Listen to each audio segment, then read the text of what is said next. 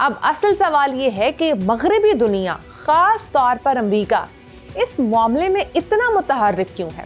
ماہرین کے مطابق اس کی 3 بڑی وجوہات ہیں۔ پہلی وجہ انسانی حقوق کا بیانیہ ہے، جس کے تحت امریکہ اور یورپ خود کو جمہوریت اور آزادی کا عالم بردار ظاہر کرتے ہیں۔ ایرانی مظاہرین پر تشدد، انٹرنیٹ بندش اور گرفتاریوں نے مغرب کو ایک اخلاقی جواز فراہم کیا کہ وہ ایران پر دباؤ ڈال سکیں۔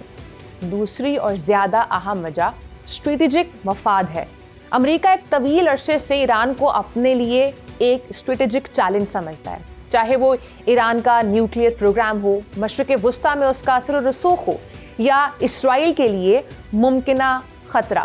ماہرین کہتے ہیں کہ ایران کے اندر عدم استحکام امریکہ کے لیے ایک موقع بن سکتا ہے، کیونکہ ایک کمزور یا دباؤ میں آیا ہوا ایران یا تو اپنی پالیسیز نرم کرے گا یا عالمی مذاکرات میں زیادہ رعایت دینے پر مجبور ہوگا۔ تیسری بڑی وجہ داخلی امریکی سیاست ہے۔ ڈونلڈ ٹرمپ کے بیانات کو صرف خارجہ پالیسی کے تناظر میں نہیں بلکہ اندرونی سیاسی پیغام کے طور پر بھی دیکھا جا رہا ہے۔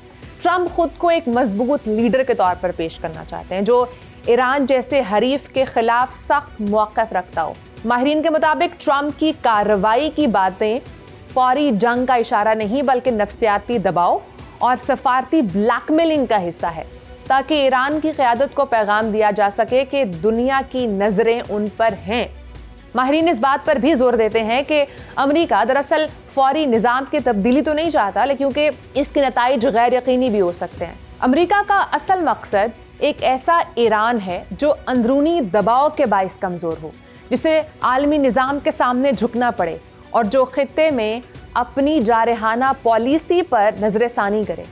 یہی وجہ ہے کہ امریکہ کھل کر مظاہرین کی حمایت تو کر رہا ہے مگر براہ راست مداخلت سے گریز بھی کر رہا ہے۔ تجزیہ کار یہ بھی کہتے ہیں کہ ایران میں یہ احتجاج کسی ایک واقعے کا نتیجہ نہیں بلکہ برسوں کے دباؤ، ناکام اصلاحات، معاشی زوال اور عوامی بے بسی کا مجموعہ ہے۔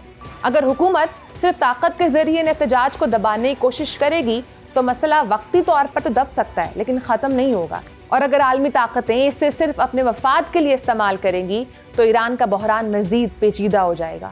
آج ایران ایک ایسے مرحلے پر کھڑا ہے جہاں عوام، ریاست اور عالمی طاقتیں تینوں ایک دوسرے کے آمنے سامنے ہیں۔ یہ احتجاج صرف ایران کا اندرونی مسئلہ نہیں، اب یہ ایک عالمی اسٹریٹجک مسئلہ بن چکا ہے۔